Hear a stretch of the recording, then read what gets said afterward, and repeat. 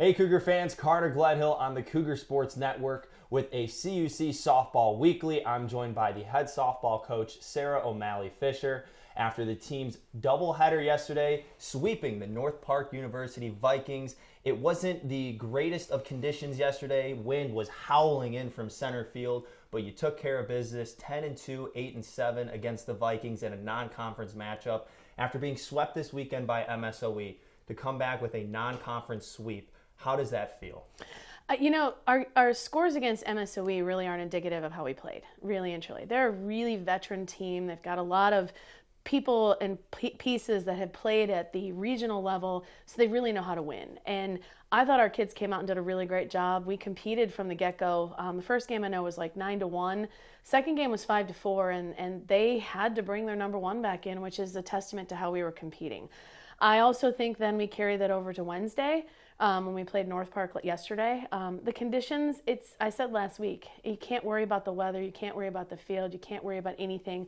So we just went and played. And it's fun to see because it started with St. Norbert's on Saturday, and then it kind of built over to MSOE on Sunday, and then it was building up yesterday. And we had some really great pitching performances from our kids that we're still learning how to win, but having Jaden Harris back in the circle and what Callie did over the weekend, I can't say enough about what both of them are doing.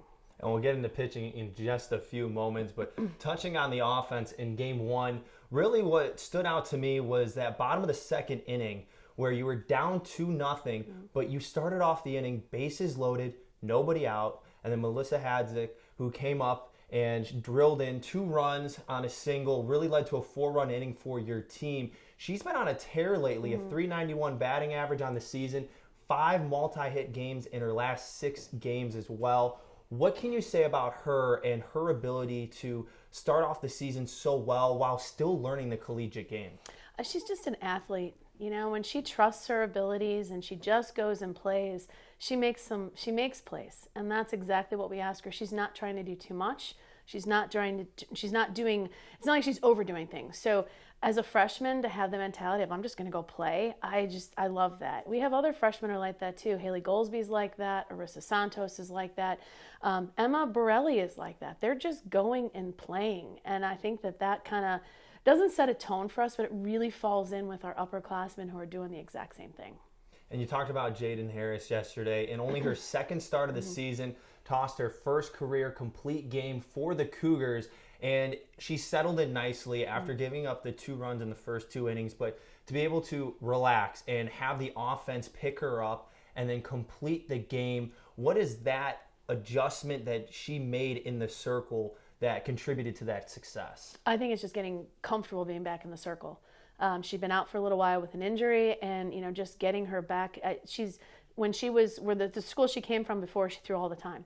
So she hasn't been used to like that throwing constantly, and just getting her arm and getting back into game shape. I think that's the biggest thing. And then and learning the zone and having the team play behind you. I think that's been the key for the pitching staff over the last 6 to 8 games. So. And you talk about Callie Tierney, who started game 2 very well, 4 innings. Your team was up, and going into the final inning, you were up 8-3. Harris was back in the circle for you. A 2-run home run by North Park, and then a double after the next batter. You came out and talked to Harris in a little mound visit. What did you tell her, and what do you say to a pitcher after she had a performance like she did in game 1, and now she's struggling in game 2? I just went out and said it was kind of nice to be in the circle at that point in time. I wanted to see what it looked like at that, when the sun was kind of out. We hadn't seen the sun in a while. So really when I'm going out, it's just to kind of calm things, just know that we have the confidence in what they're doing, and, tell the defense, hey, just keep playing the way you're playing, and you're going to get this next kid out. And it's kind of just, it's kind of like a breath. You take a breath, you refocus, and that's really why when I do those things, it's most of the time that's what it is. Well, you have 2 more conference games coming up this weekend. You have Lakeland University on Saturday, which you're hosting. First pitch will be at 12 p.m. for game 1. And then after the Easter holiday on Sunday, you come back. You're on the road against Wisconsin Lutheran College. You went 1-2-1 this past weekend in conference play.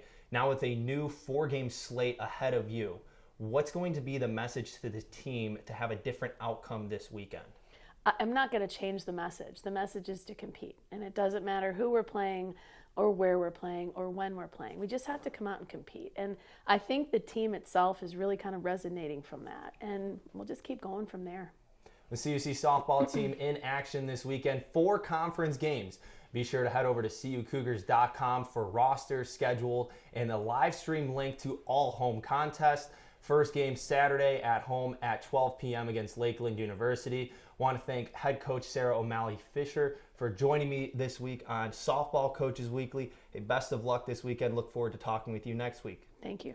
And as always, go Cougars.